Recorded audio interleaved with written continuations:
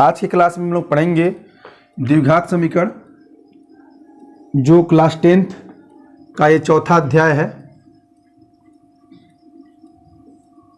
ठीक है, class 10th का ये चौथा अध्याय है और इसमें द्विघात समीकरण के प्रश्नों को पढ़ने से पहले हम लोग पहले ये समझेंगे कि द्विघात समीकरण होता क्या है। आपको नाम से लग रहा है द्विघात, मतलब इसमें घातों की संख्या कितनी हो? 2 हो। जैसे यह एक द्विघात समीकरण है। अगर 0 नहीं होता तो ये बहुपद कहलाता, लेकिन 0 लग गया तो क्या हो गया? ये समीकरण। ठीक है ना। तो ये द्विघात समीकरण है। इसमें अधिकतम घातों की संख्या क्या हमारी है? 2 है। दिख रहा है ना। तो द्विघात समीकरण में हम लोग उनको हल करने की सीखेंगे और उस पर आधारित कुछ भिन्न भिन्न प्रश्न होंगे, देखेंगे। और जो बोर्ड एग्जाम में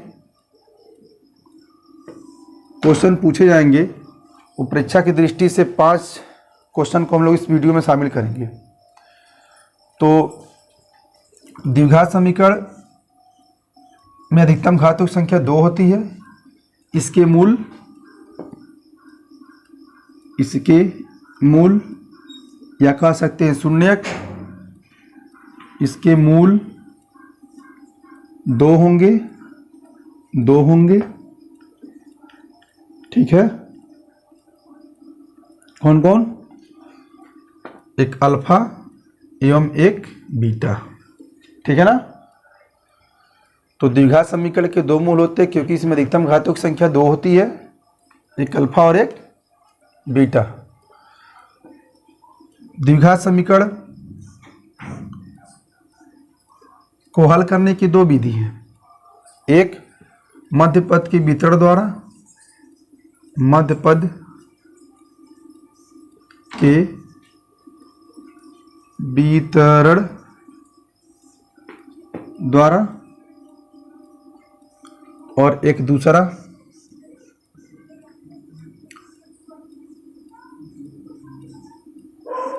श्रीधराचार्य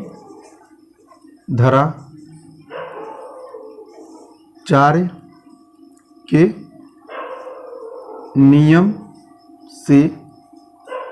इसे हम लोग द्विघाती सूत्र भी कहते हैं। द्विघाती सूत्र भी कहते हैं। ठीक है ना। तो द्विघात समीकरण के 2 मूल होते हैं, अल्फा एवं बीटा, और इसको हल करने के 2 तरीके होते हैं, एक मध्य पद के वितरण द्वारा और एक श्रीधराचार्य के नियम से। तो पहले हम मध्य पद के वितरण द्वारा सीखेंगे, उसके बाद एक क्वेश्चन इस पर देखेंगे। उसके पहले कुछ द्विघात समीकरण में रिलेशन होते हैं, हम समझेंगे। अगर कहें कि श्रीधराचार्य के नियम का द्विघाती सूत्र क्या होता है, यही लिख लेते हैं इसको। यदि एक कोई द्विघात समीकरण है, इसका प्रयोग कब करेंगे बताएंगे आगे की वीडियो में। यदि यह एक द्विघात समीकरण है तो श्रीधराचार्य के नियम से या द्विघाती सूत्र जो हमारा होगा वो होगा -b ± √4ac बटे 2a। इसका उपयोग हम तब करेंगे जब हम लोग इस नियम का इस नियम से क्वेश्चन, या ये कह सकते हैं इस नियम से द्विघात समीकरण को जब हम लोग हल नहीं कर पाएंगे तब हम लोग इसका प्रयोग करेंगे।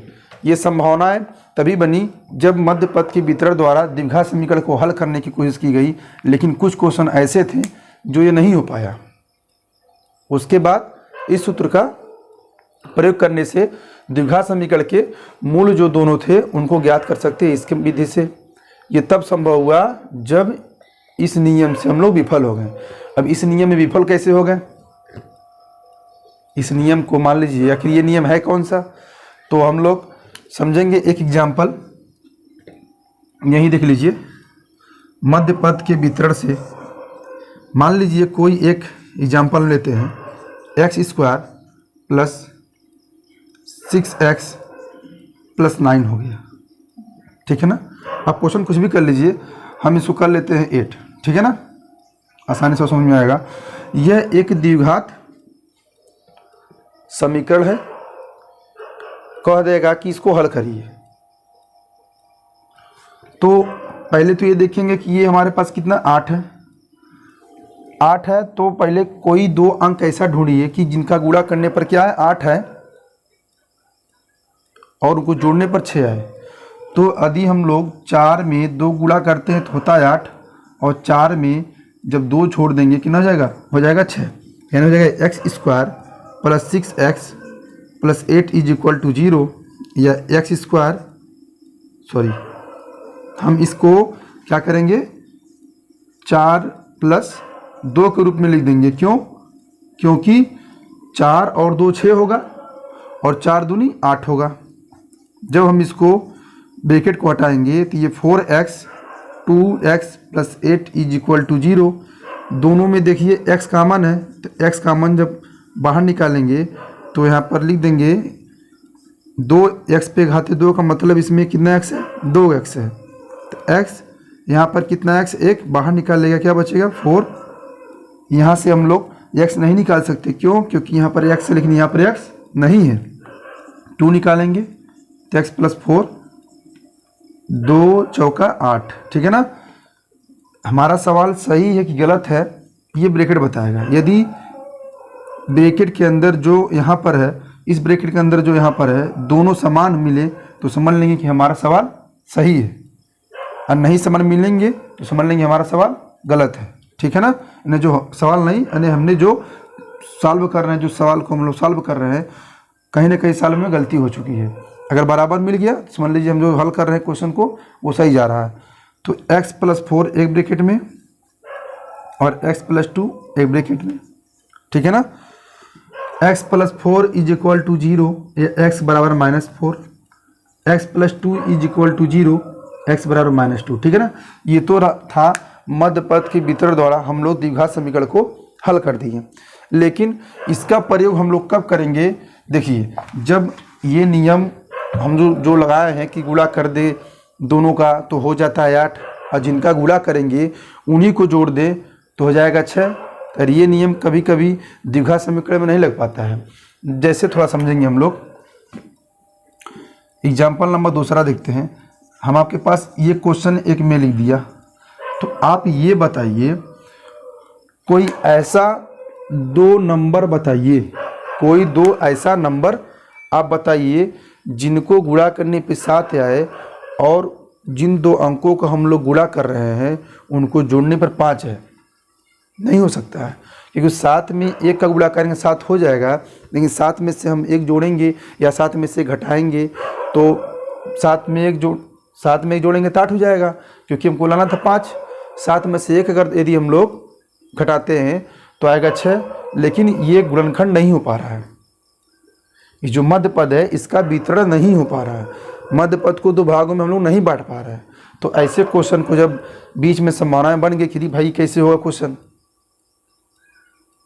तो ऐसे क्वेश्चन को सॉल्व करने के लिए इन्होंने ये नियम दिया, जिसे हम लोग कहते हैं सीरीधराचार्य का नियम या द्विघाती सूत्र भी कहते हैं, ठीक है ना।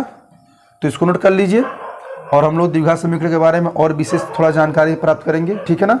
धोखा ही धोखा,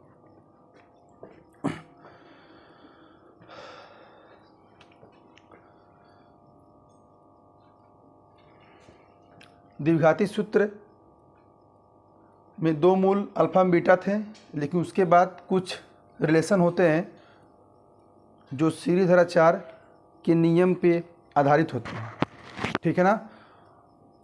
तो विविधकर का सूत्र क्या होता है, इसके हम लोग इंडिकेट करते हैं डिस्क्रिमिनेंट, यानी डी से इसको हम लोग इंडिकेट करते हैं। ये होता है बी स्क्वायर माइनस 4ac, क्या होता है B square minus 4ac, 4ac, ये a है और ये c है और ये b है, आप लोग देख सकते हैं। और इसमें कुछ भी शर्तें, इसमें शर्तें भी होती हैं, जैसे हम कह सकते हैं मूलों की प्रकृति कैसी है, मूलों मूलों की प्रकृति, मूलों की प्रकृति कैसी है, ये डिपेंड करता है विविक्तकर पे, डी के मान पर। यदि डी का मान 0 से बड़ा है तो कहेंगे तो दोनों मूल वास्तविक तथा असमान होंगे। क्या होंगे? असमान होंगे। तब इसके दो मूल जो होंगे वो alpha minus B plus minus under root B square minus 4ac, ठीक है ना, बटा 2a। तो जब d का मान 0 से बड़ा होगा तो उसके मूल दोनों, तो उसको दो मूल वास्तविक तथा असमान होंगे। वो दो मूल कौन से होंगे? एक बार ये प्लस में होगा और एक बार यही माइनस में होगा, ठीक है ना, माइनस बी स्क्वायर 4ac बटा 2a। यदि d का मान 0 के बराबर हो जाए तो दोनों मूल वास्तविक होंगे ही तथा समान होंगे। क्या होंगे? दोनों मूल वास्तविक तथा समान होंगे। तब इसका एक मूल माइनस बी बाई 2a होगा। एग्जाम में पूछता है कि यदि मूलों का अस्तित्व है तो उन्हें ज्ञात कीजिए, और नहीं है तो छोड़ दीजिए। तीसरा नंबर, जब d का मान 0 से छोटा हो तो लिखेंगे तो दोनों मूल अधिकल्पित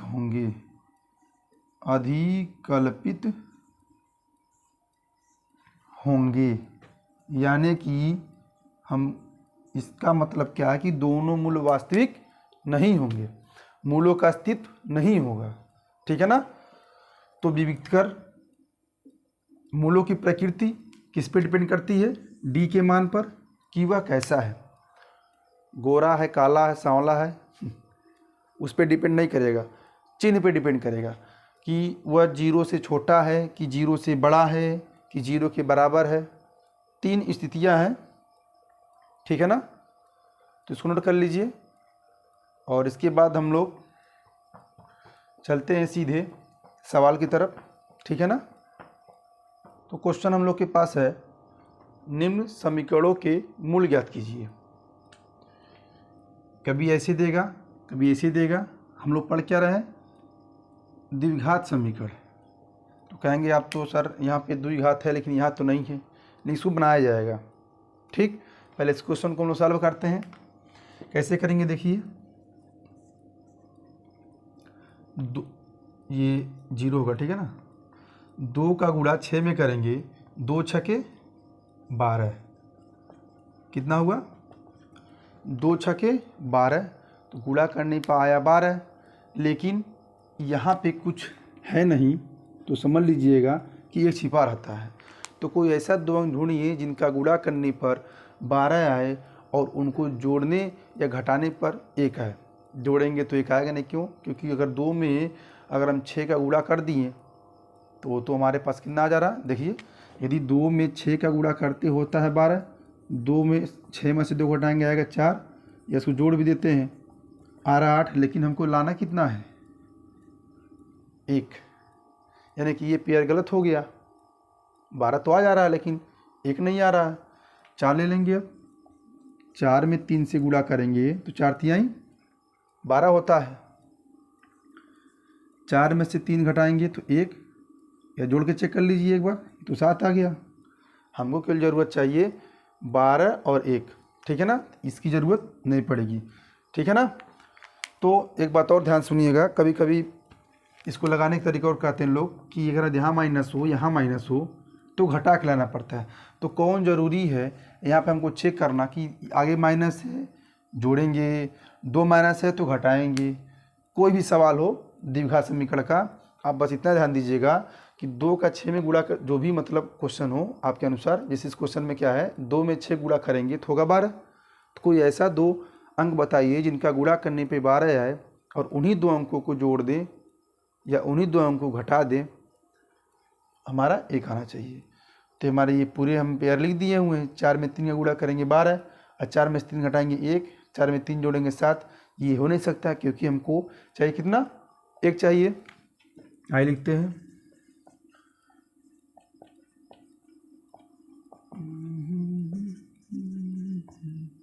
ये 4 हो गया, x ये माइनस माइनस प्लस 0।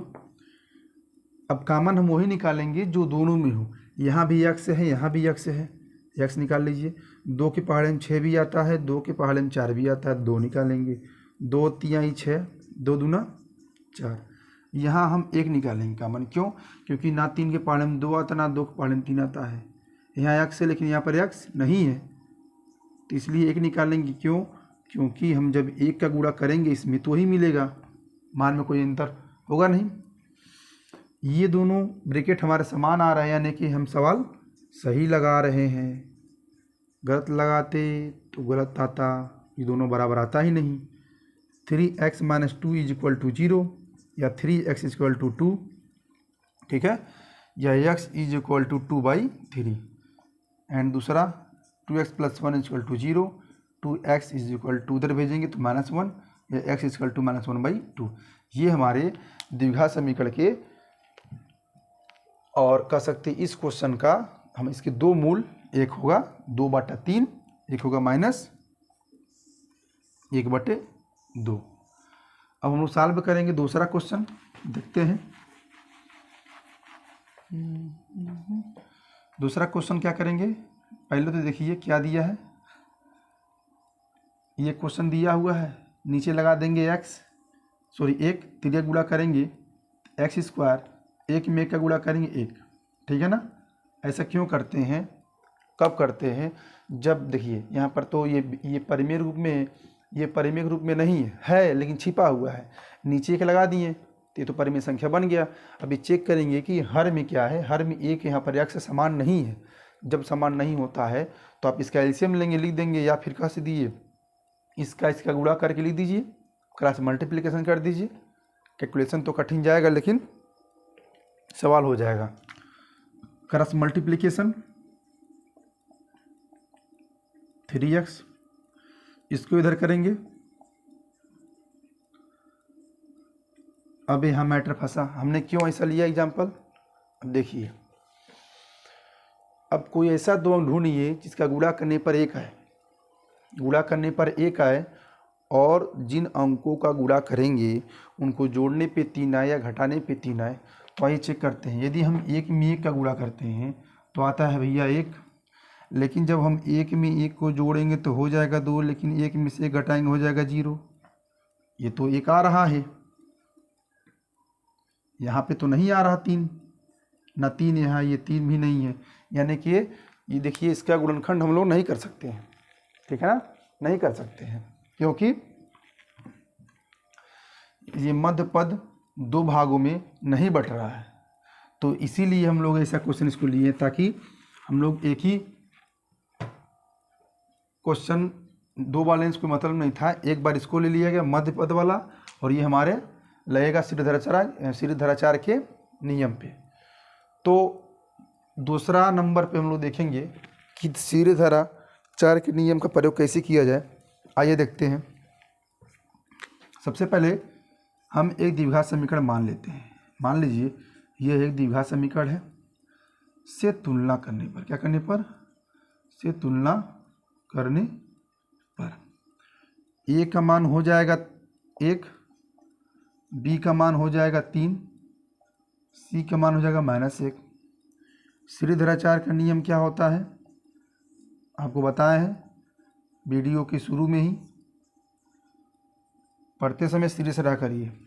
लोग कहते हैं आप हंसते नहीं हैं, हंसते हैं भाई, ठीक है, लेकिन कोई भी काम करिए उसमें मन लगा करिए। बी की वैल्यू कितना है? -3, तो -3 का स्क्वायर 4 गुणे ए की वैल्यू 1, सी की वैल्यू -1, दिख रहा है? ए का मान 1 दिख रहा है। अब क्या हुआ, ये माइनस माइनस प्लस हो जाएगा, प्लस माइनस रूट में 3 का स्क्वायर 9, ये माइनस प्लस, देखिए थोड़ा तेज चल रहा है हम लोग,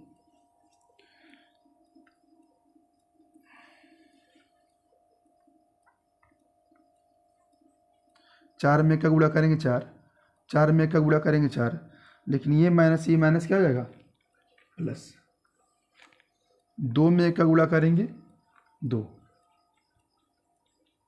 ये हो गया 9 4 13/2, ठीक है ना। ये हमारे x, अब कहेंगे ये तो x का एक ही मान निकला। अब ध्यान से देखिए, यहाँ पर 2 मूल हो गए, एक प्लस वाला और एक माइनस वाला, ठीक है ना। तो ये रहा मध्य पद के वितरण से, और ये हमारा श्रीधराचार्य के नियम से, ठीक है ना। तो इसके बाद हम लोग चलते हैं सीधे, ये हमारा दूसरा क्वेश्चन था पहले के अंतर्गत, पहला दूसरा। अब हम लोग दूसरा क्वेश्चन देखेंगे, इसका आप लोग स्क्रीनशॉट या फिर लिख लीजिए जैसा आपको उचित मिले।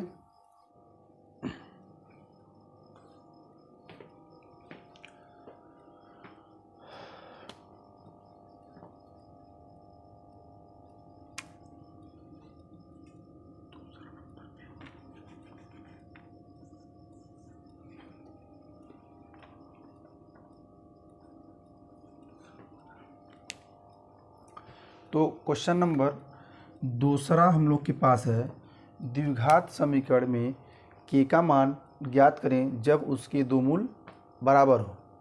देखिए ये क्वेश्चन जहाँ तक मेरा मानना है कि इस बार एग्ज़ाम में ये क्वेश्चन दे देगा, ठीक है ना। हम केवल इस क्वेश्चन जो बोर्ड एग्ज़ाम की दृष्टि से जो बहुत ही महत्वपूर्ण है, बहुत ही इम्पोर्टेंट जो कह सकते हैं, अभी जो भी कहते हो, वही क्वेश्चन का बस हम लोग अध्ययन कर रहे हैं, ठीक है ना। तो कैसे ज्ञात करेंगे देखते हैं। तो एक द्विघात पहले समीकरण हम लोग मान लेते हैं, इससे तुलना करेंगे, तुलना करने पर तो एक की जगह पे क्या हो जाएगा 2, क्योंकि x यहाँ तो एक जहाँ पे 2 हो गया, ठीक है ना। x यहाँ तो b की जहाँ पे k हो गया, c की जहाँ पे क्या हो जाएगा 3 हो जाएगा। तो मूल बराबर है, वो मूल बराबर है या चाहे हो, बोला क्वेश्चन में, यानी कि मूल बराबर क्या होते हैं जब d बराबर 0 हो, यानी कि d का मान होता है b² - 4ac = 0। b की वैल्यू क्या है k, a की वैल्यू क्या है 2, c की वैल्यू क्या है 3 = 0, k पे घाते 2, ये 4 दूनी 8 और 8 तरीका 24 बराबर 0। नहीं k का स्क्वायर उधर भेजेंगे 24, या k = 24 अंडर रूट में, इसको बाहर निकालेंगे, 2 दूना 4, ठीक है ना, 2 दूना 4 दूना 8, ठीक है 24। जब रूट में 2 हो, उसका पेयर बन जाए तो उसको एक बाहर निकाल लेते हैं, जो बचता लिख देते हैं 2 तिहाई 6। ये जो मेरा मान निकला, ये हमारा के का मान निकल गया। तीसरा क्वेश्चन क्या है कि द्विघात समीकरण इतना का विभक्तिकार ज्ञात कीजिए और मूलों की प्रकृति ज्ञात कीजिए, कि भाई मूल कैसा है। अब शुरू के वीडियो में देखे होंगे मूलों की प्रकृति डी का मान पे डिपेंड कर रहा था, 0 से छोटा है, 0 से बड़ा है, या 0 के बराबर है। तो कैसे लगाएंगे इसको देखते हैं। जो इक्वेशन दिया है पहले उसको नोट कर लेते हैं। उसके बाद एक द्विघात समीकरण जो हम लोग पढ़ते आए हैं, क्योंकि ये एक द्विघात समीकरण है, इससे तुलना करेंगे। क्या करेंगे? इससे तुलना करने पर, ठीक है ना। तो ए का मान 2, बी का मान 4 और सी का मान 3। तो विविधकर यानी कि डी का मान पूछ रहा है, बी स्क्वायर माइनस 4ac। इन दोनों क्वेश्चन को मैं एक साथ लिया जानबूझकर, इसलिए क्योंकि यहाँ मूल बराबर है, एक रिलेशन तो आप जान ही गए। और यहाँ बोला कि मूलों की प्रकृति, मूलों की प्रकृति किस पे डिपेंड करेगा? डी के मान पर। तो बी की वैल्यू कितना है? -4, 4 गुणे ए की वैल्यू 2 और सी की वैल्यू 3। तो 4 चौके 16, 4 दूनी 8, 3 का 24। अब ध्यान से देखिए, घटा दिए, मेरे पास डी की वैल्यू कितना आ गया? -8 आया। तो आप बताइए डी का मान 0 से छोटा है कि बड़ा है? छोटा है, क्योंकि निगेटिव संख्या हमेशा 0 से छोटी होती है। जब 0 बड़ा हो गया तो लिखेंगे कोई भी मूल वास्तविक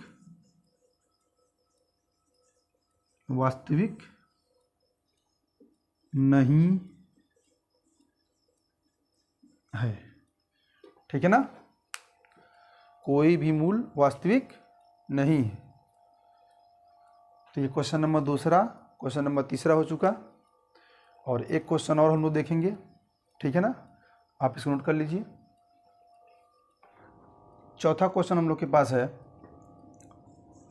ऐसी दो संख्या ज्ञात कीजिए या करें जिनका योग 27 हो और उनका गुणनफल 182,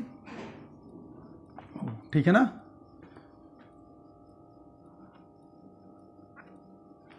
तो इसमें देखिए, ऐसी दो संख्या याद कीजिए जिनका योग 27 हो, उनका गुणनफल 182 हो। ये क्वेश्चन आपके बहुविकल्पी भी दे सकता है और 2 नंबर क्वेश्चन लघु उत्तरीय में भी दे सकता है, ठीक है ना। तो कैसे लगाएंगे? देखिए, पहले इसमें मान लीजिए, माना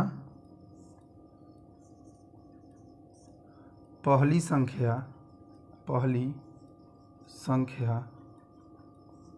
x है और दूसरी संख्या देखिए, यदि हम कहें कि XY 2 लड़के हैं, उसके पिताजी हैं जेड। तो जेड ने 10 रुपये दिया, यक्स को कहा कि जाओ बेटा और तुम इसमें से 2 रुपये ले लेना और बाकी जो बचेगा अपने भाई वाई को दे देना। जेड ने कितना दिया था? 10 रुपये। जेड के कितने बेटे? 2, एक एक्स और एक वाई। तो एक्स ने 2 रुपया ले लिया तो वाई कितना पाएगा? 8 रुपये पाएगा, क्योंकि 10 में से जब 2 घटाएंगे तो 8 बचेगा। उसी तरह 27 रुपये थे, उसमें से भी एक का भाग x रुपया है, दूसरा भाग कितना होगा? 27 में से x हटा देंगे। और अकॉर्डिंग टू क्वेश्चन, मतलब प्रश्नानुसार क्या कह रहा है कि गुणनफल जो 2 संख्या हमारी होंगी उनका गुणनफल 182 हो, यानी इन दोनों का हम लोग गुणा करेंगे गुणा तो हो जाएगा 27x, इसका एक बार इसमें, इसका एक बार इसमें गुणा करते हैं। भाई सीख ले ध्यान से, इसको ले चलेंगे उधर छोड़ छाड़ के, ठीक है ना। ये माइनस क्या हो जाएगा? Plus 27x 182। सीधा कर लेते हैं इसको सिंपल से, ठीक। अब कोई ऐसा फैक्टर ढूंढिए, कोई ऐसा गुणनखंड ढूंढिए जिनका गुणा करने पर 182 आए और उन्हीं को गुणा कर दें, मतलब उन्हीं को गुणा करने 182 आ रहा है, उनको जोड़ दें तो आ जाए हमारा 27, या घटा दें आ जाए 27। तो जब हम 14 का 13 में गुणा करेंगे तो आएगा 182। देख लीजिए, 3 चौका 12, 2 1, 3 एकम 3 और 1 4, ये 4 हो गया, 1 हो गया, यानी कि 182 आ गया गुणा करने पे। और 14 में जब 13 जोड़ देंगे तो कितना आएगा? 27, यानी लिखेंगे x² -14 + 13 182 बराबर 0, ठीक है ना। तो ये हो जाएगा 14x, ये माइनस, देखो ये माइनस और ये प्लस हो जाएगा माइनस, एक छूट रहा है, एक छूट रहा है भाई, क्यों छूट रहे हो, छूटो मत, बहुत कुछ छूट जाता है ज़िंदगी में, ठीक है। x का मान निकालेंगे, यहाँ 13 का मान निकालेंगे जब, तो देखिए यहाँ से ये भी 13 के पहाड़े में, तो 13 से ये कट जाएगा कितने बार में, 14 बार में, ठीक है ना। थोड़ा तेज़ चले क्योंकि ये मैं पीछे इसको समझा चुका हूँ कैसे गुणनखंड करेंगे। ये दोनों ब्रैकेट सेम है, यानी कि मेरा सवाल सही है भैया, सही है, ठीक है। ये हो जाएगा x - 14, उधर भेजेंगे हो जाएगा प्लस में, या x - 13 बराबर 0, या x बराबर हो गया 13। तो आप लोग यहाँ लिख दीजिएगा कि पहली संख्या को, इन दोनों में से कोई एक नंबर ले लीजिए आप, ठीक है ना। दो संख्या ज्ञात कीजिए, तो मैंने दो संख्या निकाल दिया, छोड़ दीजिए, बॉल खत्म, कहानी खत्म, ठीक। तो सवाल नंबर चलेंगे हम लोग 5वीं तरफ, और इसके बाद ये लास्ट है। तो दो क्रमागत पूर्णांक ज्ञात कीजिए। दो क्रमागत, देखिए एक है, एक के बाद दो आया, दो के बाद तीन है, कैसे, क्योंकि हमें एक में एक जोड़े तो दो आया, इसको निकालने के लिए, मतलब तीन निकालने के लिए हमने दो में क्या जोड़ेंगे, एक, क्या जाएगा 3। तो मान लीजिए, माना पहली संख्या क्या है भाई, पहली संख्या है x, ठीक। दूसरी संख्या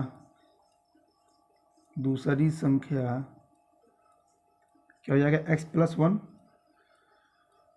जिनके वर्गों का योग, देखिए ये एक संख्या, इनके वर्ग कर देते हैं और योग कर देते हैं, तो होता है 365।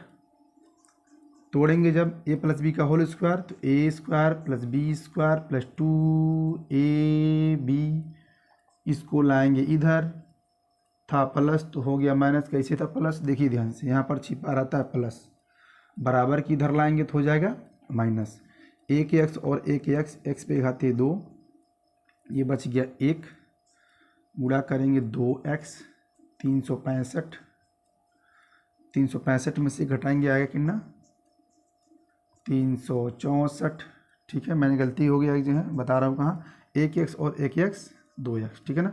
2 से डिवाइड करेंगे 184, सही है, नहीं 182 आएगा, क्यों, 2 × 2 = 2, 2 × 16, 2 × 4। सेम वही प्रश्न यहाँ भी है, गुणा करने पर 182, घटाने पे या जोड़ने पर 1 आना चाहिए। जैसे यहाँ पर हम लोग इस सवाल में क्या किया था, 14 और 13 को जोड़ा गया था, यहाँ पर क्या कर देंगे, बस घटा देंगे, हो गया, इसकी कहानी यहीं ख़त्म हो गई। मज़ा आया, रात हो गया है काफ़ी, ठीक है ना। जो बच्चे पढ़ते हैं ऑफलाइन, घर पे थोड़ा सा पढ़ें, ठीक है ना, सुन रहे हो, ये दोनों ब्रैकेट हैं, x - 13 = 0, जहाँ कम पड़ जाता है यहाँ देखते हैं, ठीक है। x + 14 बराबर 0, या x बराबर -14, या दूसरा लेते हैं, तथा x - 13 बराबर 0, या x बराबर 13, यानी कि हमारे पास दो क्रमागत पूर्णांक क्या आ गए। देखिए यहाँ पे क्या है, ये माइनस में है, इसको हम लोग अमान्य कर देंगे, ले भैया, क्यों, क्योंकि क्रमागत निकालने के लिए संख्याओं को ऐड करना पड़ता है। तो 13 है, तो पहली संख्या क्या होगी, हमारा पहली संख्या हो जाएगी 13, एंड दूसरा संख्या 13 में एक जोड़ देंगे, हो जाएगा 14, ठीक है ना। तो उम्मीद है समझ में आ रहा होगा। बाकी इसके बाद वीडियो देखने के बाद क्या करना होता है आप लोग जानते ही हैं, तो दबा के लाइक शेयर सब्सक्राइब करिए, ठीक है। नमस्कार।